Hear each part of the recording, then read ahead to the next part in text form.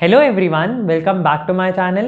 I'm your host Surya Pasricha, and in this video we are going to talk to Reem Thamer, who is a winner at the Massachusetts Institute of Technology Bootcamps. Reem is a passionate environment and sustainability advocate and is also a global youth leader. In this video, Reem talks about her journey of tackling the youth unemployment issue in her country, the UAE, which eventually led her to winning the MIT Bootcamp. Be it any challenge regarding environment, sustainability, or problems focused towards youth and unemployment, Reem is willing to take them on. This video would not only inspire you to tackle the problems around you, but will help you find inspiration in every small aspect of life. It will also stimulate your mind across various challenges we all as humans are facing today, and that is climate change.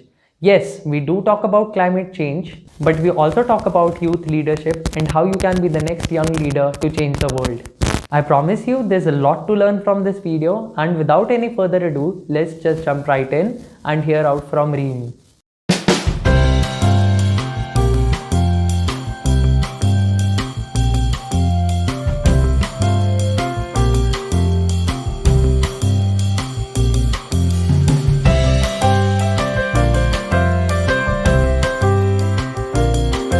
Welcome to the podcast stream. Thank you so much for joining us. It is really a pleasure hosting you today. How are you doing? Thank you very much for having me, Surya. I'm doing good. How about you? I'm doing great as well. So, Reem, could you please give us a brief about yourself and your journey so far?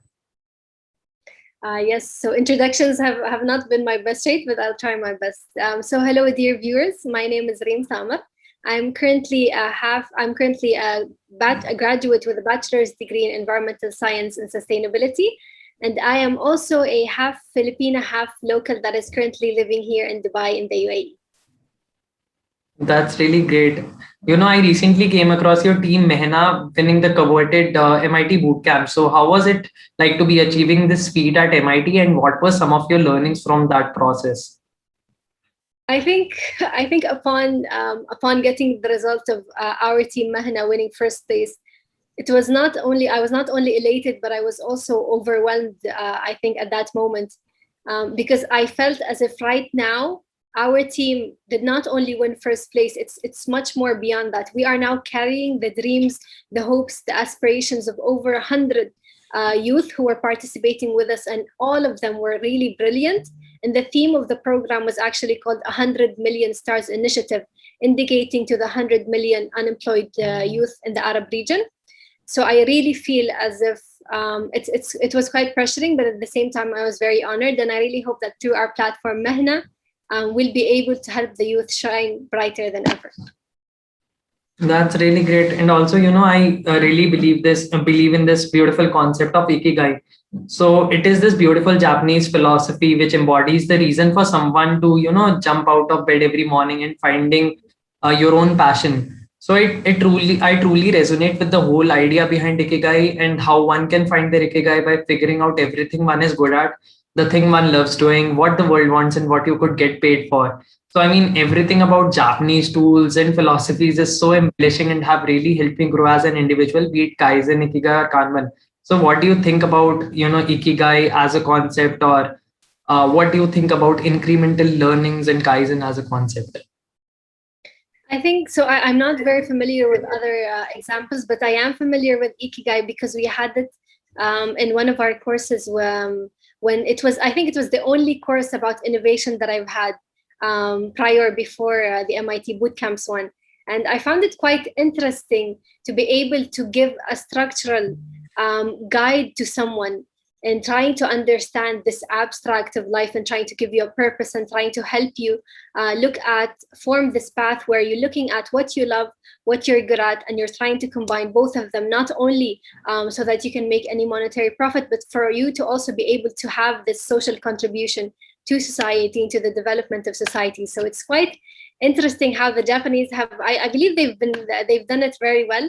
I personally haven't gone through the details of the ikigai, and I haven't formed it myself. But talking about the idea of purpose and all, I kind of have. I remember this recent Pixar animation movie called Soul. I'm not sure if you watched it or if you're familiar with it, but it also tackles on the similar concept of someone having a purpose in life and and they have this the idea of the story. Basically, I won't spoil it, but the idea was that they kind of help you or help children before they're born to kind of have this purpose in life, and before they're born, they're given this purpose, and they help them find or see what they're good at, and what they're passionate about, and how they can help societies. And I was very pleased with the ending. I'm not going to spoil again, but I was very pleased with the ending, because at some point in life, I think I was also very hesitant about the idea of having a purpose in life. And sometimes someone could go through life and look at everyone, and look at how everyone has something that they're very passionate about, whether sports, music, literature, education, environment, so on and so forth. They're very passionate about it. They pursue, they persist to really follow their dream. And here you are, and I think I'm also talking to the viewers as well. If you've ever felt this way, here you are, you're standing now, you look at everyone, and everyone feels so accomplished and as if they know what they want in life. And you feel as if you haven't still found your spark yet, or your purpose in life yet. Well, I really do want to emphasize on one thing. It is okay if you do not have that. And it is not a rule that you have to have this dream or this passion or this purpose in life. You could go by living every single day to the fullest, devoting yourself to all of the tasks that you do, and living life happily. And that would be entirely it. You don't necessarily have to have this this sort of set purpose or set objective. You could live by with a good heart, with doing every single thing that you do in life diligently and wholeheartedly. And I would really applaud people for that as well. So kind of just like a quick advice to the viewers who are listening. Everyone's doing a great job. Yeah, I mean, everyone as an individual is different, and everyone must strive to, find their own ikigai. So that is really a beautiful way to look at it. And you majorly worked on a problem focusing on tackling youth unemployment in the Middle East during your stint at the MIT Bootcamp. So what challenges or barriers do the students and early professionals generally face with regards to, finding jobs, especially since the pandemic has struck the entire world? And do you think that technology would be a boon in solving that problem? So I think I'll be focusing more on the MENA region and North Africa, because I'm not quite familiar with all over the world. But from our experience as well, and from conducting with the help of MIT Bootcamps as well, the concept of primary market research, and really going out there, listening to people's stories. And there's a difference between just hearing what people say and actually listening and understanding and empathizing with them. So it was one of the valuable things that I really think helped us in our team reaching where we are at the end of the bootcamp. Is there are so many aspects to one thing. And I think for the MENA region, one of the most common things that we heard was, I recently graduated, I don't have experience, and most of the companies now require experience. So that was one of the most common issues that I think youth are facing when they have this, not only from their families, but within themselves. We often have this pre-notion that formal education, university, is like the most important things. And I think in our household as well, that was very important. You have to have a degree to reach somewhere in life. That this concept was very much embedded within us very young. So here you come as a very passionate youth who want to reach somewhere in life, who want to help your family, help society, and you really do your best studying every single day to try and get a high GPA or a high grade. And then you graduate, and then they come and tell you, well, where's your experience? What have you done? What are your skill sets? And it often comes as a shock. I think many of the people that we interviewed when talking about the unemployment were very devoted and really hardworking students. So it was quite unfortunate to see them reach this stage where they felt so bad that they had studied, that they had spent their time studying so much. When this time spent studying, I believe, is very precious. And for them to feel as if it is wasted was kind of one of the things that really struck me, because I'm someone as well was very much devoted a lot of my time into studying. So it was quite sad, I think, and also eye-opening, talking to other people. And aside from experience or the lack of experience, I think one of the other common problems that youth here in the MENA region have faced was the lack of connections, or certain societies have this culture where if you know someone, or if your family or member, if you're friends or you have a family member within a certain company, then they have this pre-notion that you're set. And it's often that they put connections first over someone who's actually experienced, or someone who's actually has the right qualifications for the job. And it can be very demotivating for someone who, they might not come from a very famous family, they might not come from a very fancy background, but they are really, really qualified for the job, and they're very talented individuals. And for them to have this barrier put in front of them that is even non-existent, there's absolutely no sense in putting someone first just because of their family name, or so on and so forth. So I think that was also one of the challenges here in the MENA region that we heard a lot from our fellow like the people that we've interviewed, and our fellow youth. And I believe the last challenge, or the last topic that I think was also very much repeated, was on the fact, and I think this was our main focus, was the fact that many students felt as if what they were learning in university was completely different from what they are seeing after they start looking at their industries and their respective industries and work and employment. So having this disconnection between academia and work and the employment industry was quite shocking to them. And I think having a better way to transition from university to the world of employment was also quite rusty, and it needed a bit of refining here in the MENA region from what we've interviewed so far. I can totally relate to that, because especially in India, like if you are in a tier 1 college, like if you are in IITs or IIMs, which are very famous here in India, and they are very competitive essentially because there are more than 1 million people applying for that, and they have only 5 to 6,000 seats. So that is really those colleges are really hard to get into. And if you graduate from that college, everyone expects from you that you would get a high paying job at Microsoft, at Google. But sometimes that doesn't happen. So a lot of people get taunted because they don't get jobs, and that is a similar problem which a lot of students face in India. And but most of the IITs have a high employability rate. But if you look at the tier 2 or tier 3 colleges, the situation there is very worse, and you can't get a job easily from those colleges. So everyone is in the rat race to essentially get into those high competitive colleges. So it's really a rat race, and it's really parents also put a lot of pressure on you.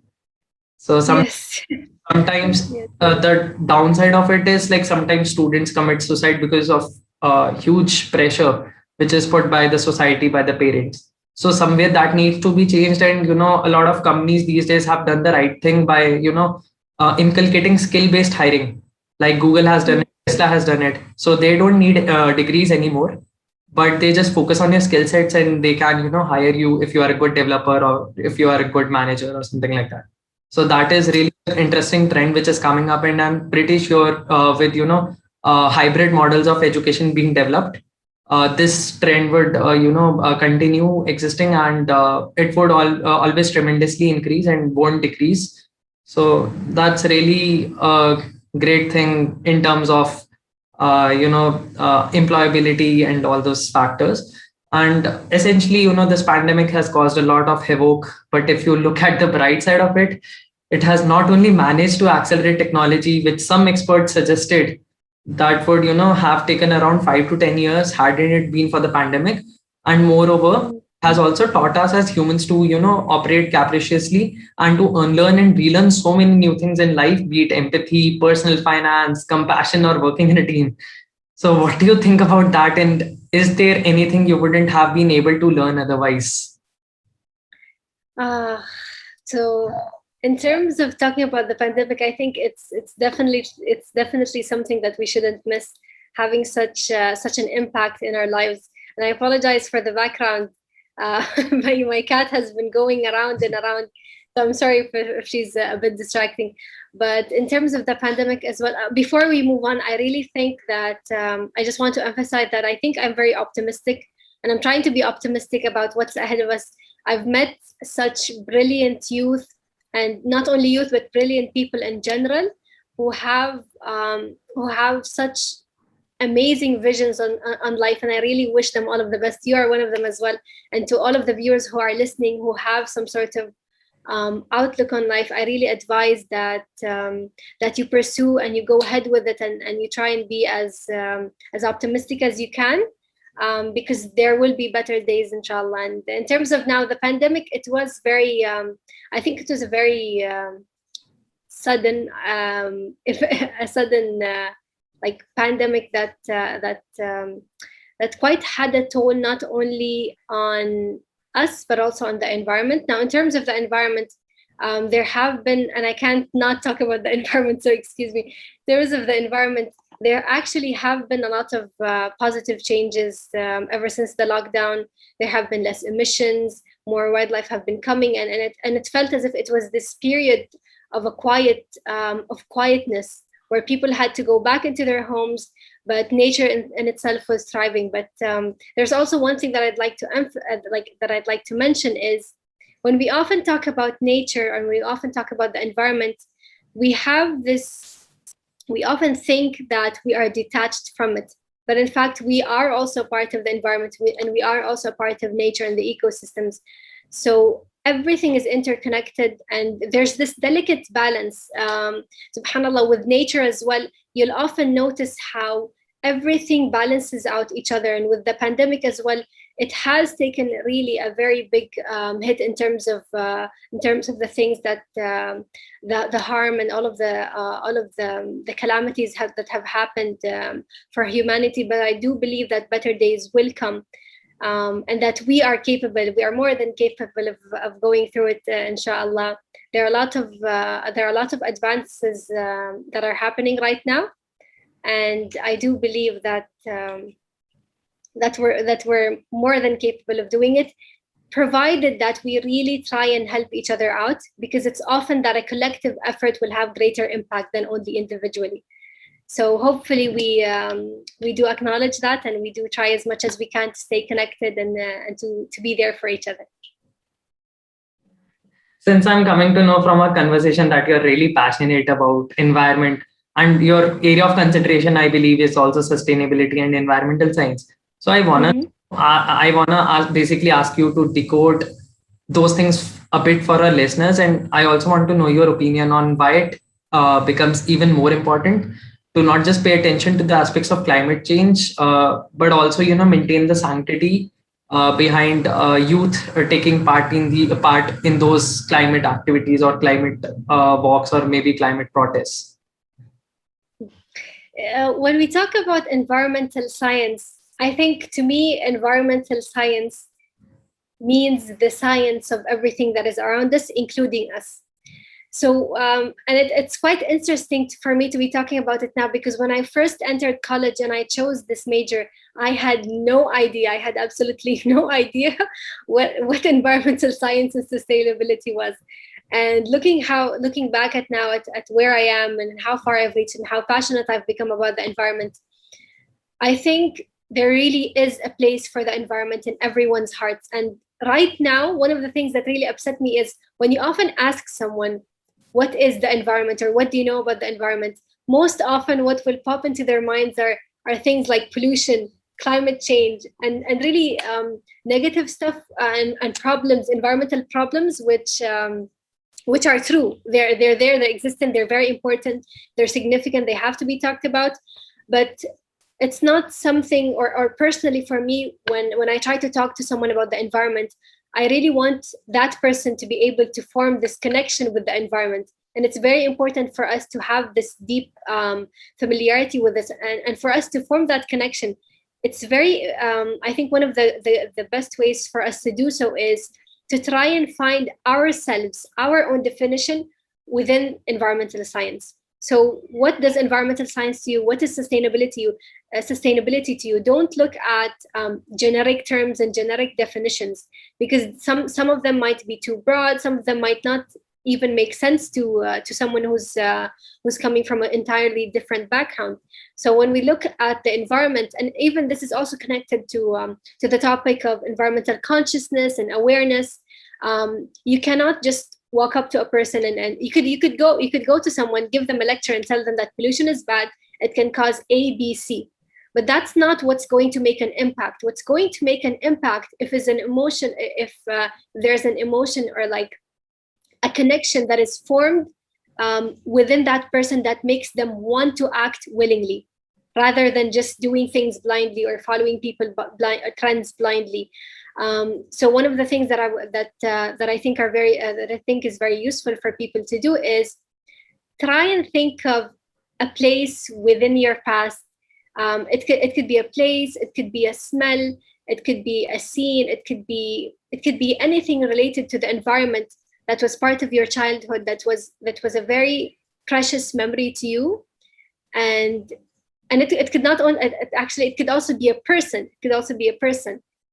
And try and think of how you want to protect that person, or how you want to protect that place or that memory that was very precious to you, that made you very happy.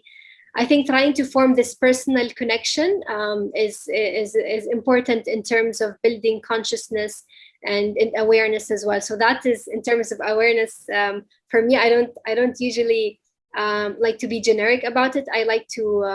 I always like to advise people and those around me to try and really go deeper into the topic, deeper within the environment, because I truly believe that there is a place for nature and for the environment in all of our hearts. We just have to look at where it is exactly, and who would know better than ourselves what lies in our hearts.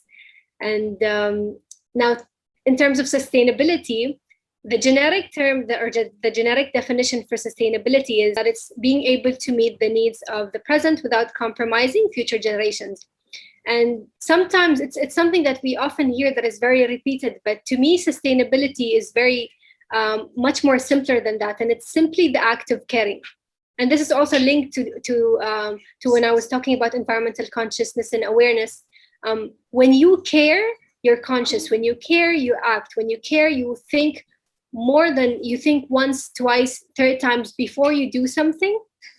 Not necessarily because you care about nature, because you care about the air or the water. It could be that you care about the person, or it could be you care about yourself. But whatever it is, for me, that is how I define sustainability.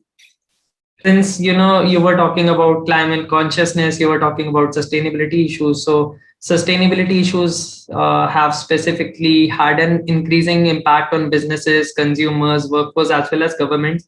And somewhere it has made it even more important to reconfigure our approach to achieving the sustainable development goals, which now everyone keeps talking about, and also framing new disaster risk reduction frameworks and building resilient ecosystems. So what do you think about those, and can technology in some sort of way help bridge that gap?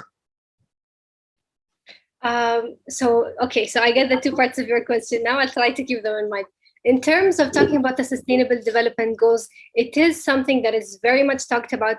Not only, it was also been talking about before the pandemic, and even more so after the pandemic. And basically, in terms of the sustainable development goals, I think they're very well defined. They're very well relevant to how we want the future to be better and more sustainable for everyone, and more inclusive as well. That's very important. And this brings me to the second point that I want to mention in terms of trying to achieve the sustainable development goals. I'll get into technology now in just a minute, but there's something else that I'd like to mention, is that for us to be able to really build a better future for all of us, we really have to make sure that we include as much members of the working society, or as much members of society in general, and that includes marginal societies and certain marginal communities. We have to make sure that we have all of their voices and all of their inputs into trying to frame certain solutions or certain strategies. And I think That's very important. So we have to make sure that we listen to everyone as much as we can. Not necessarily, or not specifically every single individual, but people within different communities, different representations. So we have to make sure that we listen to everyone equally, because there are certain things that not necessarily, for example, here in the MENA region, we will know there are certain things in less developed countries that only they would know, and they are the best people to talk to in terms of trying to form a solution for them. It's not that we say, oh, well, we want to help developed countries, let's do this and that, without listening to them. So I think that's very important for us to be really inclusive and holistic in the approaches that we do, and that we take in terms of achieving the sustainable development goals. In terms of technology, one of the earliest topics that we had in technology was whether technology is good or bad. And I'm happy to say that right now, or I think in general, we've kind of like detached ourselves from that concept of whether technology is good or bad, because I really think it's wrong. There's no such thing as whether technology is good or bad. Technology is just a tool, and it's how we use it that really defines it. So when we say, is it good or bad, then what we really should be asking is, are we using it in a good way or in a bad way, or for a good purpose or not? So technology definitely has like a very important role in terms of accelerating not only the sustainable development goals, but other different societal and economic development strategies, and just in general, I really believe in the potential that technology has. Myself, I'm not very tech savvy, so I'm not very good with technology. I'm not very familiar with it as well, but I really definitely, I am one of those people that do believe that they have a role. And what will define how good they do, how good technology helps us, is how good we help it to help us, I think. So those who are in charge of the engineers and the AIs and the other experts who are in charge of really framing technology and building technology, they are the ones who can highlight how good technology can help us. And I think also with the advice of other, so it's a collective effort. It's not only those who build it, but those who advise it and those who go through the problem. But I definitely think that technology has a big role in terms of helping us towards a better and more sustainable future. I mean, your viewpoint has somewhere reminded me of the movie The Social Dilemma. Have you watched it? Is it the one? It's on Netflix, right? Yeah. I haven't. I have a lot of things on my watch list in Netflix, but I haven't yet watched. I haven't actually watched a lot of them. But is it good? I'd have to watch it now after the podcast. I mean, it shows us the bad side of technology and how these companies, can use and manipulate our identity through data. So that's, basically the dark side of technology. But as you said rightly, that it's up to us on how we use the technology to, benefit ourselves or maybe destroy the world. We can use it for, making good relations with people, actually, improving products. But we can also, on the dark side of it, can also, make the world more destructive through it. So it's up to us, I mean. And and also, since you talked about collective growth and all that, I mean, it is really important for us as a society to be collective with our approaches to whatever problem we are solving, because that involves a lot of stakeholders, and that also helps us in understanding the exact pain points which are at the core of the society, and it helps us eliminate those pain points. So that's a very beautiful way of looking at it. And nowadays I feel that youth everywhere around the world are getting more climate conscious, and UNICEF is also playing a major role to help fulfill this right by creating dedicated platforms for young advocates like Voices of Youth. So where do you think we are heading as a generation, as youth across the world? And how is that situation specifically like in UAE?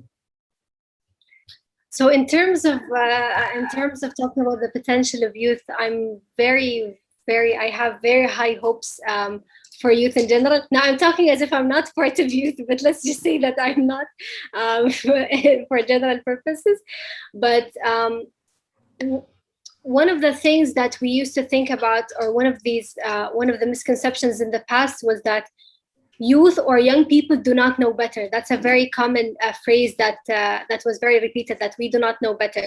And it was often that the adults had to make these decisions because they proposedly know what's best for us. And I'm very happy that this is also this kind of concept is diminishing right now, because I definitely believe that there is so much potential and so much knowledge and experience within youth, not necessarily identical to that of an adult, but I really do believe in the power that is invested within youth. And I'm very happy that right now, while not equally yet, and not some countries are still not there yet, but in general, there is more attention being brought, and there are more chances and opportunities and doors being opened for youth.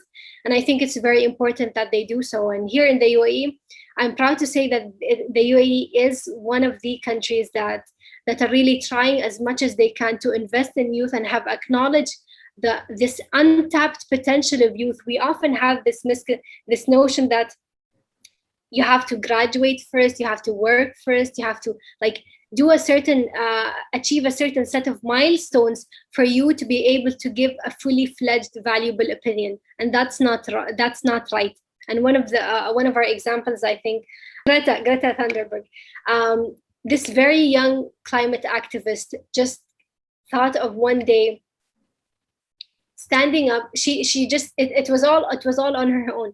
She just sat one day and started thinking about all of these environmental issues that were happening, and she decided to take action for herself. And while I'm not sure entirely how old she was at that time, but she was quite young. And I'm very happy. I'm very proud. Many more are like her, of course, representing the very talented youth and the very powerful youth. I think it's really important for us to be able to provide a platform for youth to give to voice out their thoughts and their opinions, because they do matter and they do have value. So here in the UAE, we have a lot of different youth-led initiatives. One of them is led by the Federal Youth Authority, and we call it the Youth Hub.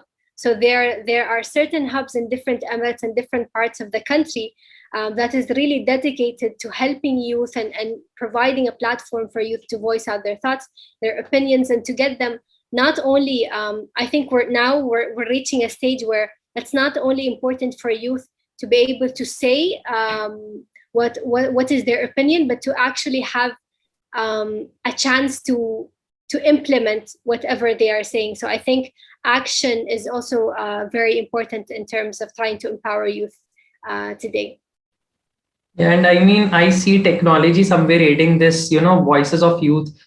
For example, here in India, we recently have a lot of, programs like Startup India, which allows the youth to, start their own venture, and they keep on, posting various competitions where youth can participate. So basically, they try to encourage youth to, come up with certain solutions to difficult problems, and in turn they get rewarded, and that's what motivates youth. And I believe youth can be the future change makers and the future leaders, because in a country like India, where most of the population is below 25, so we have a lot of potential over there. And yeah, I mean, we can certainly change the world for the good. And yeah, it's really interesting. We are actually part of youth as well. So hopefully we are part of the change makers that we'd like to see. Yeah, we exactly. talk as if we're not part of them.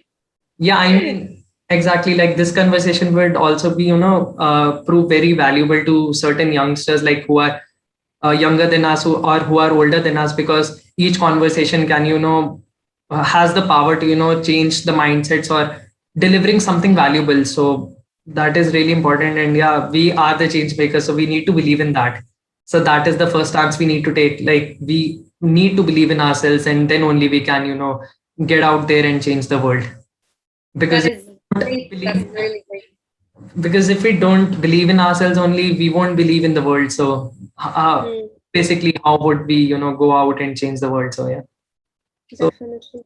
Yeah, and you resonated with me. Thank you. Yeah, and also, this pandemic has somewhere deep down reminded us that we are just small part of this universe, and sooner or later we are bound to leave this planet. And it is our moral duty to, protect the planet till the time we are here, or nature is powerful enough to play its part on us. So we should be, very conscious about that. And You also, should do the talking more, huh? yeah. You have better, you have really better, valuable inputs. I should just listen. We should change. I should be the one asking you questions now. Definitely sometime in the future, maybe. Who knows? Inshallah. Yeah. And also, Reem, we generally ask our guests to leave us and our listeners with some parting advice. So, would you like to share any words of wisdom, and what would they be? I think I have mentioned a couple throughout the podcast. So, and you have given like that last part was very like I can't top that advice that you gave of English. I don't think I can top that. But if there are, and whoever is listening now, to our dear viewers, whether you are youth or not, to anyone who is listening, I just want to say you are doing a great job so far. And I think it's often we often feel as if there are times that we feel as if we're walking down a path by ourselves, and we may be physically at times, but I think it's very important, even if it's coming from a stranger, to try and have someone who reassures you that you're really doing a great job. You don't, it might seem overwhelming that everyone is walking faster than you or at a different stage that you are, but believe me, you're great where you are, and just go there one step at a time, towards your goal, and things will get better, inshallah. I think I just want to take that moment to say thank you to all of the youth, to all of our parents, to all of the adults, to everyone who's out there in the world trying to contribute in any way, shape or form. I think it's very important, and it's a very brave thing to try and go out of your way, really, to you don't necessarily have to contribute, but just for you to go out there and live every single day diligently is such a valuable thing and a commendable thing. And I'd like to thank everyone who is listening for doing so, and keep up the good work. Yeah, and one last thing I would like to add is that, I believe that the most important thing is to be curious and to learn from others. Since once you are curious and willing to learn through the stories of various people, you yourself start exploring new things and eventually find your way to thrive and essentially find your ikigai. So that's really, Yeah, that has definitely. been a wonderful I'm really conversation. looking forward. I'm really looking forward to listening to the rest of your podcasts. And I'm really actually very curious now about the rest of your guests, because I feel as if I'm the least qualified here. But I'm very happy with the initiative. When you first contacted me regarding this, I was very elated with the mere concept. While simple, the concept was very simple, but I do believe that it has power and it has meaning. And I'm very happy with the initiative that you took, and I really look forward to you trying to interact with different people as well from other countries. I think it's going to be very valuable. You're going to have a very valuable asset with you, where you have the different voices, opinions, perspectives, and characters of different people. And I think that's a very powerful thing for you to be able to provide people with this type of platform. I think is very commendable. So I think I'd also like to end by saying thank you, Surya, as well, for the opportunity, for everything. Really, I think it's been a very pleasant talk with you. Thank you so much. I feel the same way. And, this unfortunately brings us to the end of this podcast. Thank you so much for being here and sharing your wonderful experiences and insights with us. Thanks and best of luck. Thank you, everyone. Bye bye.